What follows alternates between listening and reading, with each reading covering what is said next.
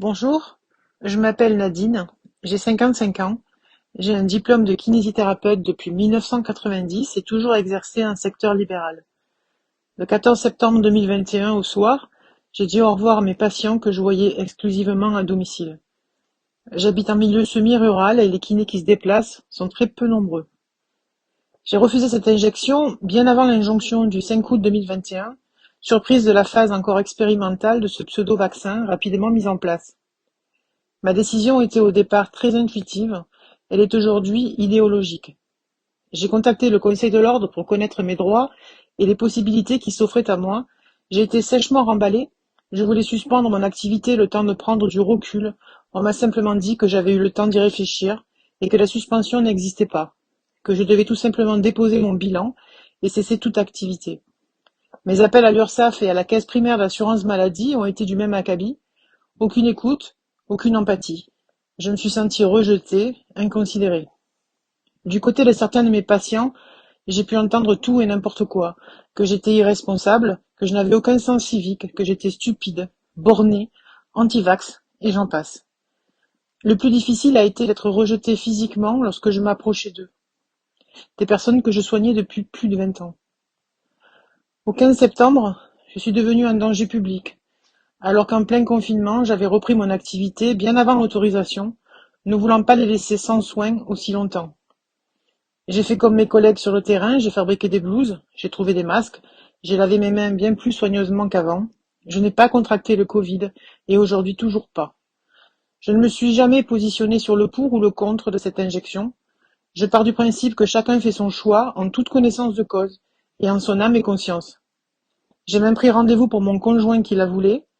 Il a aujourd'hui changé son point de vue. Mon père, ma sœur, ma fille sont vaccinés. Si je témoigne aujourd'hui, c'est pour sortir de l'ombre dans laquelle la France nous a jetés. Cette sensation d'être dans un no man's land aberrant, d'être invisible, tout ça m'est insupportable. La plupart de mes confrères et collègues libéraux pensent même que tout ça est terminé, et l'information ne passe plus. On n'existe plus.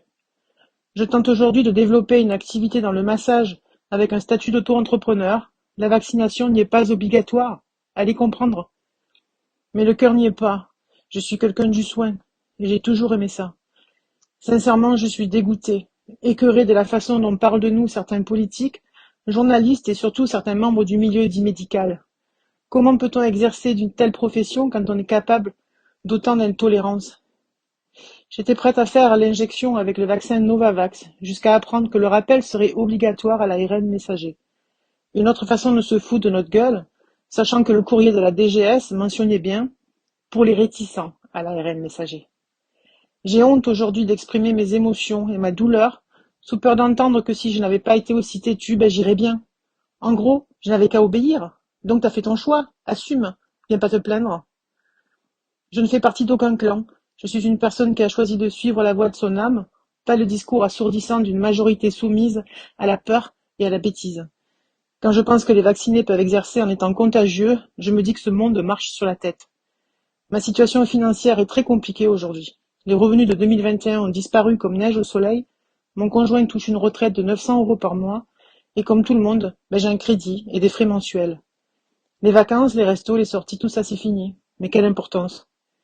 Je suis en accord avec moi-même. Et à mon sens, c'est le plus important. Choisir cette injection, c'était me trahir. Et ça, c'est inconcevable pour moi. J'ai toujours espoir que la lumière se fasse dans les esprits, ne serait-ce que pour accepter les choix différents que chacun d'entre nous est amené à faire dans la vie. J'ai pris aussi la décision de contacter certains députés, sachant que malheureusement, la démocratie a même disparu de l'hémicycle. Je souhaite beaucoup de courage à tous ceux qui ont fait le même choix que moi, qui souffrent bien plus que moi aujourd'hui. Merci beaucoup.